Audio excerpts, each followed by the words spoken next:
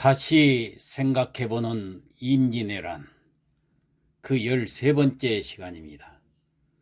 먼저 1594년 10월 즈음 권희시 육기나가는 거짓 항복문서를 위조를 했습니다. 명나라 황제가 도요토미 히데요시의 공식 항복문서를 요구해왔기 때문입니다. 도요토미 히데요시가 항복할 리는 만무했는데 권희시 육기나가는 항복을 하는 문서를 위조해가지고 심유경을 통해서 명나라 황제께 보냈던 것입니다. 심유경은 명나라로 돌아가서 황제에게 현재 조선에는 최소한의 일본 병력만 남아있을 뿐이고 우리의 요청대로 남은 일본 전 병력은 본국으로 후퇴했다고 보고를 하면서 권희시가 만든 도요토미의 가짜 항복문서를 제시했습니다. 명나라 황제 만력제는 도요토미의 항복문서에 흡족해하면서 도요토미를 일본의 국왕으로 임명한다는 친서를 작성해 주었습니다. 그리고 일본으로 가는 명나라 사신단을 꾸렸습니다. 1595년 1월 일본을 방문하기 위한 명나라 중국 사신단이 먼저 조선 땅을 밟았습니다. 정사로는 이종성, 부사로는 양방형이 임명되었고 심유경은 본인도 사신단에 들어가겠다고 자원을 했습니다. 자기가 안 들어가면 사기극이 들통날까 봐서 우려했기 때문에 지원한 것입니다. 조선을 방문한 이종성과 양방향은 분명 최소한의 일본 병력만 조선 남해안에 정박해 있다고 중국에서 보고를 받고 왔었는데 조선 측의 말이나 본인들이 알아본 바에 의하면 남해안 지역에 무려 4만 명이나 아직까지 남아 있었던 겁니다. 그 병력이. 그러니까 이종성과 양방형은 일본 측에 정중히 그리고 강력하게 항의를 해서 도요토미 히데요시는 2만 명을 추가적으로 본국으로 귀국시켰던 것입니다. 그런 한편 이종성은 조선 국왕 선조에게 명나라 사신단이 일본을 방문할 때 조선 사신단도 같이 방문했으면 좋을 것 같다고 제안을 했습니다. 조선 조정은 황신을 통신사로 임명해서 조선 사신단의 명목으로 명나라 사신단을 동행하게 했습니다. 1595년 8월 명나라 사신단은 서울을 떠나서 부산으로 향했으며 그해 11월 부산에 도착했습니다. 해를 넘긴 1596년 1월 갑자기 명나라 사신단의 정사 이종성이 종적을 감춰버렸습니다. 이종성은 사신단의 총괄자로서 이것저것 일본에 대해서 단독으로 조사를 해보았더니 뭔가 이상한 낌새를 알아차린 겁니다. 이 휴전 자체가 사기극인데 이상한 낌새는 뭐 당연히 있었겠죠.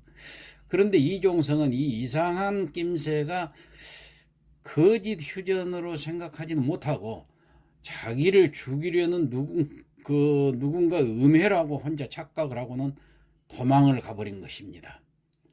이 사기극 진행자였던 심유경과 권희시 입장에서는 하루빨리 휴전협정을 체결해야 하는데 명나라 사신단의 그 정사라는 사람이 사라져버리니까 무척 당황할 수밖에 없었죠. 급한 대로 심유경은 부사였던 양방형을 정사로 부임시키고 본인이 직접 사신단의 부사가 되었습니다. 우여곡절이 있었지만 명나라 사신단은 1596년 6월이 되어서야 도요토미가 있는 나고야성으로 출항을 했습니다.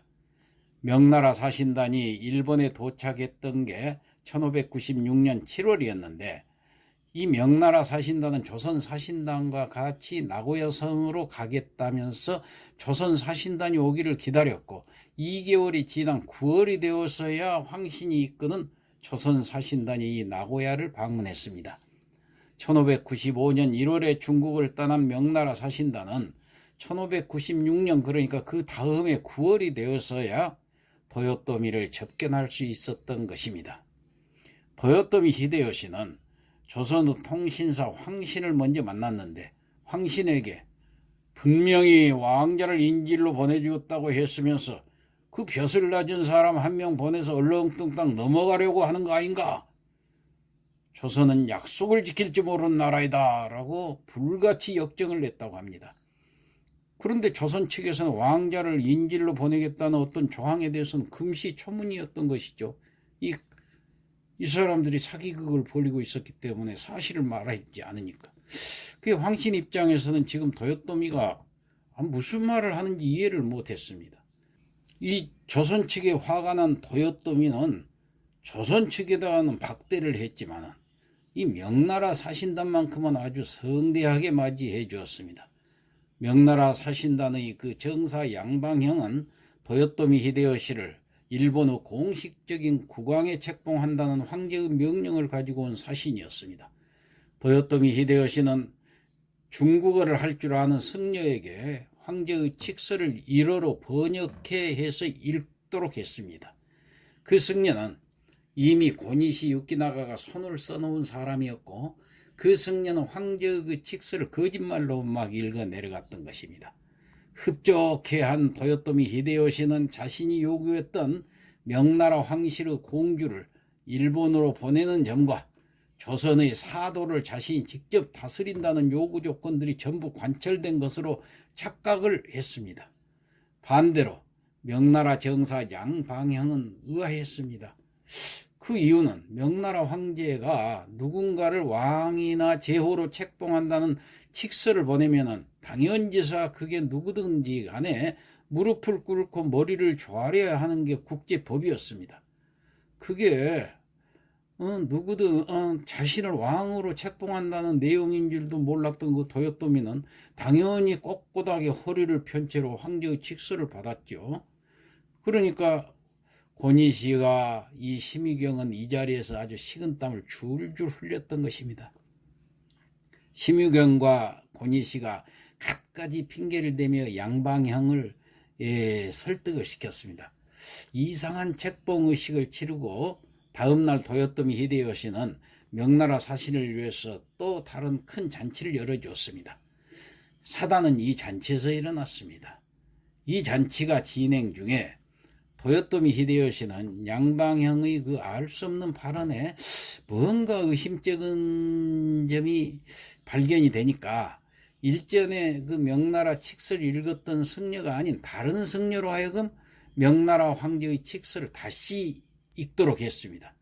이때 그 승려는 똑바로 번역을 했습니다. 명나라 황제의 칙서에는 도요토미 히데요시가 요구했던 조건들에 대해서는 아무 말도 없었고 원하지도 않았던 일본 국왕에 임명한다는지 도요토미가 항복을 했다느니 알 수 없는 내용, 그런 내용들만 있었던 겁니다. 도요토미 히데요시는 노발대발하며 명나라 사신을 죽이려고 했지만은 주변에서 겨우 말렸죠. 여태까지의 휴전협정을 체결하기 위한 행보들이 모두 이 심유경과 고니시의 사기극이었다는 게 그냥 들통이 난 것입니다. 양방형은 명나라로 빠르게 귀국해가지고 황제에게 이 사실을 알렸습니다. 심유경을 괘씸하게 여긴 명나라 황제는 심유경하고 또 그 뒤를 봐주었던 명나라 국방부 장관급인 석성을 바로 참형에 처해버렸던 것입니다. 그러나 도요토미 히데요시는 고니시 유키나가를 죽이지는 않았습니다. 대신 조선에 가서 싸우다 죽으라는 명령을 내렸죠.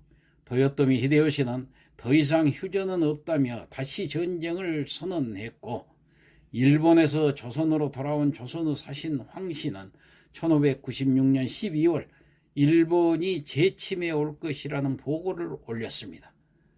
고니시 유키나가는 자신의 그 사기극이 탄로났을 때 당연히 죽을 것이라고 예상을 했습니다. 그런데 도요토미 히데요시는 그러고도 또 남을 만한 잔인한 사람이었으니까요. 그런데도 고니시는 살아남았습니다.